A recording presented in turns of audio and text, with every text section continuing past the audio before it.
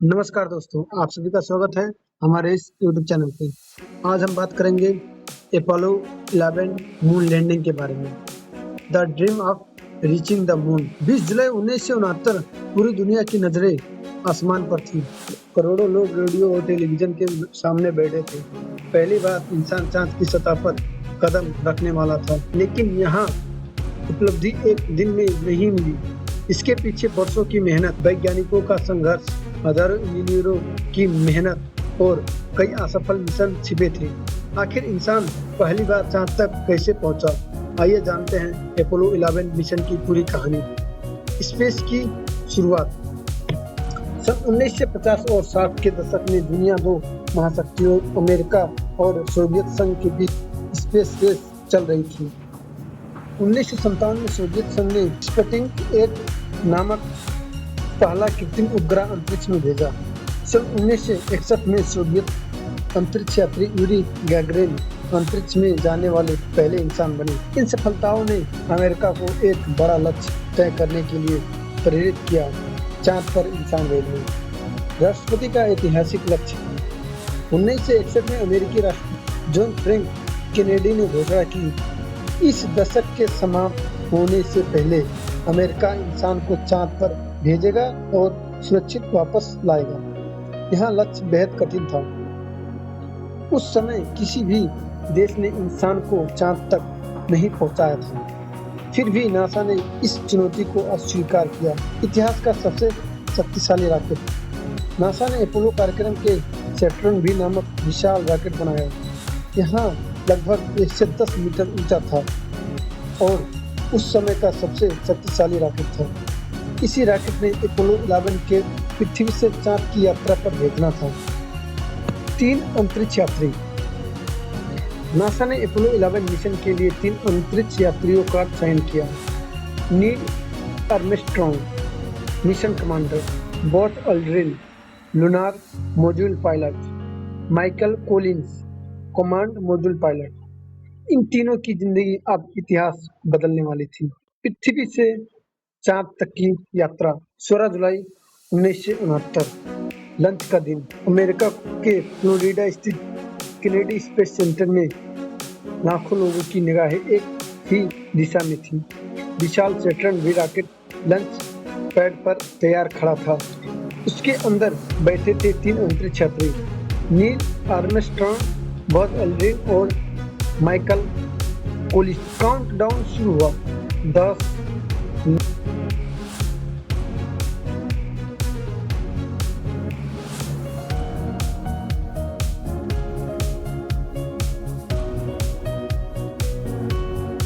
ईंधन जलने लगा और सैटर्न V धीरे धीरे आसमान की ओर उठने लगा। कुछ ही सेकंड में यहाँ मानव इतिहास की सबसे महत्वपूर्ण अंतरिक्ष यात्राओं में से एक बन गया। पृथ्वी की कक्षा से चांद की ओर। रॉकेट के तीनों चरण एक एक करके अलग हुए और अपना काम पूरा करते गए। पहले अपोलो 11 पृथ्वी की कक्षा में पहुंचा। इसके बाद तीसरे चरण ने एक महत्वपूर्ण इंजन बंद किया, जिसे ट्रांसल्यूनर इंजेक्शन कहा जाता है। यही क्षण था जब अपोलो 11 ने पृथ्वी की कक्षा छोड़कर चांद की ओर अपनी लंबी यात्रा शुरू की। ईगल और कोलंबिया। अपोलो 11 दो मुख्य भागों से मिलकर बना था। पहला था कमांड मॉड्यूल कोलंबिया।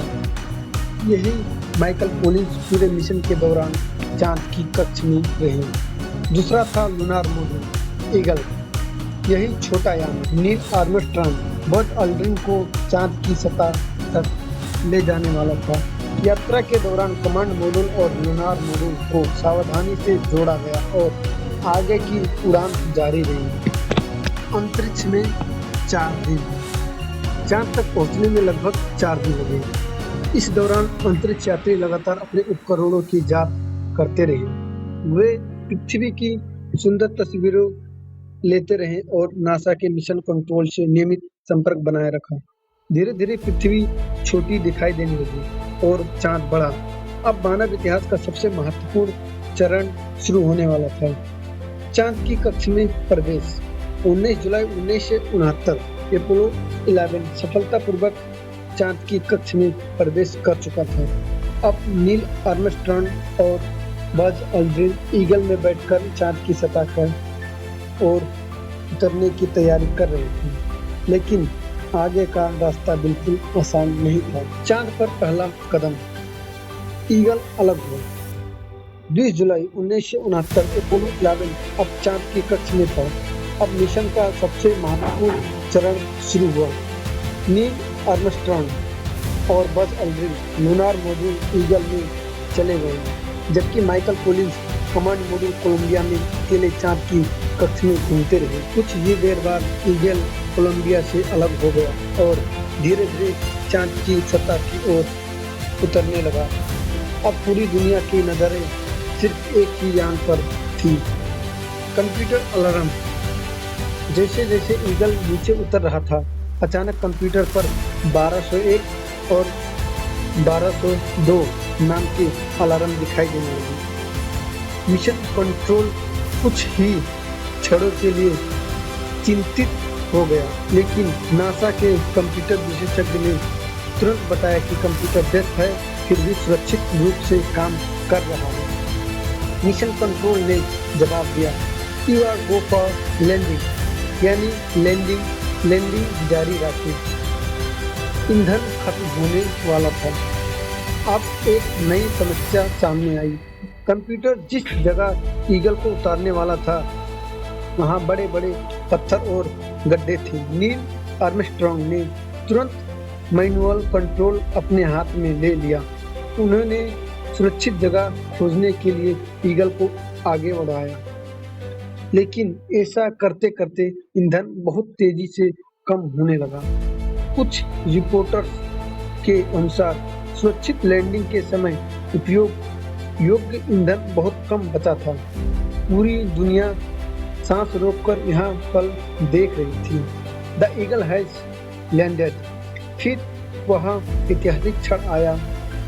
20 जुलाई 1969 यूटीसी समय लगभग 8:17 नील आर्मस्ट्रॉन्ग ने मिशन कंट्रोल को संदेश भेजा, Houston tranquillity base here, the eagle has landed. पूरा मिशन कंट्रोल खुशी से झूम उठा। मानव इतिहास में पहली बार कोई इंसान दूसरे ग्रह जैसे खगोलीय पिंड की सतह पर सुरक्षित उतर चुका था। इंसान का पहला कदम। कुछ घंटों की तैयारी के बाद नील आर्मस्ट्रॉन्ग सीढ़ी से नीचे उतरे। उन्होंने अपना बायां पैर चांद की सतह पर रखा और इतिहास के सबसे प्रसिद्ध शब्द कहें, That's one small step for man, one giant leap for mankind। Hindi में यहाँ एक व्यक्ति का छोटा सा कदम है, लेकिन पूरी मानवता के लिए एक बहुत बड़ी छलांग है। कुछ ही देर बाद बज अल्ड्रिन भी चांद की सतह पर उतर गए। अब पहली बार दो इंसान चांद पर चल रहे थे। चांद से वापसी और मानव इतिहास की सबसे बड़ी उपलब्धि। चांद पर वैज्ञानिक मिशन। नील आर्मस्ट्रॉन्ग और बज अल्ड्रिन ने चांद पर लगभग 2.5 घंटे तक बाहर रहकर कई महत्वपूर्ण कार्य किए।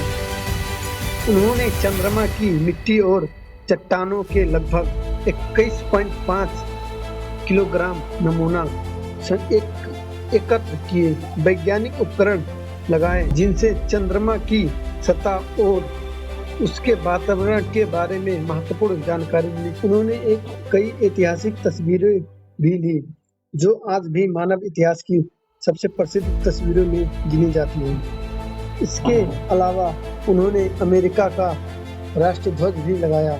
नासा ने स्पष्ट किया था कि यहाँ किसी क्षेत्र पर स्वामित्व का दबाव नहीं, बल्कि मिशन की उपलब्धि का प्रतीक था।